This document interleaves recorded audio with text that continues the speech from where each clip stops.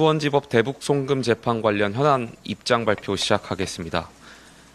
대통령 재임 중 면벌은 있을지언정 면죄는 있을 수 없습니다.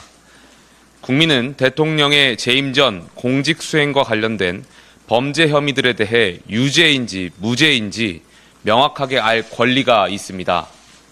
특히나 불법 대북송금과 같은 중대한 범죄 혐의라면 그것은 대통령의 직무수행 방식에 대한 매우 중요한 정보를 알려주기 때문입니다.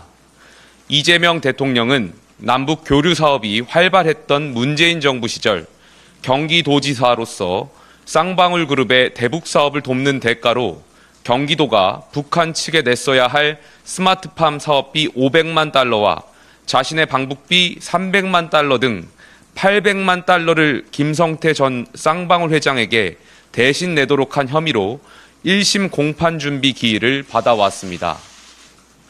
이재명 대통령은 대선 과정에서 이에 대한 혐의를 전면 부인하였으며 이 사건은 희대의 조작 사건으로 결국 밝혀질 것이라고 말씀하신 바 있습니다. 반면 대선 직후인 6월 5일 대법원은 같은 혐의로 재판 중인 이화영 전 경기도 부지사에게 징역 7년 8개월이라는 중형을 최종 확정한 바 있습니다. 국민은 대통령의 대북사업 관련 범죄 혐의에 대해 진실을 알 권리가 있습니다. 사법부의 재판은 진실을 판별하는 최고의 권위를 갖습니다. 만약 이 사건의 담당 재판부가 재판을 5년 임기 후로 미룬다면 국민이 진실을 알 기회는 사라지고 앞으로 정부가 추진하게 될 남북 교류 사업에 대한 불신은 커질 것입니다. 만약에 누군가가 이 사건에 대해서 대통령 임기 중에 국민들이 유무죄의 진실을 알지 못하게 하는 것이 헌법 84조 대통령의 불소추 특권에 부합한다고 주장한다면 그것은 헌법으로서 헌법을 허무는 오류를 범하는 것입니다. 안타깝게도 최근 서울고등법원 형사 7부와 서울중앙지방법원 형사합의 33부는 각각 이재명 대통령의 공직선거법 파기환송심과 대장동 등의 사건 재판을 대통령 불소추 특권에 따라 연기하는 조치를 내렸습니다.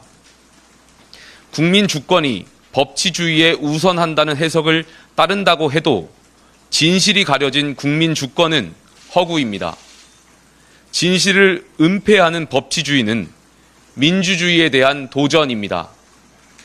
불법 대북송금 사건을 맡은 수원지법 형사 11부 재판부는 이 사건에 대한 국민의 알 권리가 중대한 공익적 가치가 있다는 점을 헤아려 지혜로운 판단을 내려주시길 바랍니다. 그리고 헌법 84조에 대한 재판부의 해석이 서로 다르다면 대법원에서 시급히 최종 해석을 내려주시기를 바라겠습니다. 만약 대통령 취임 전 범죄 혐의에 대한 재판 결과가 대통령 직무수행의 불안정을 야기할 수 있다면 유죄에 대한 법적 책임은 현행법을 보완하여 대통령직 완료 후로 미룰 수도 있을 것입니다. 모든 국민은 법 앞에 평등합니다.